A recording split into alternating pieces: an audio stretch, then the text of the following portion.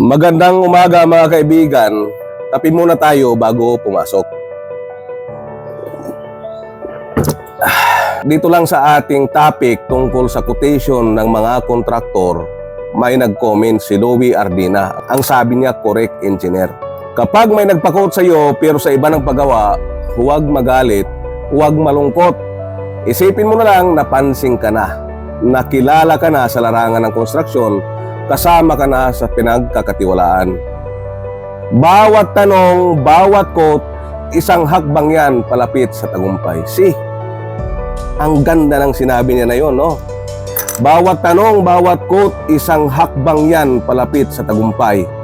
Darating din ang araw, ikaw na ang pipiliin, kaya maging masaya ka dahil alam na nila na nandyan ka.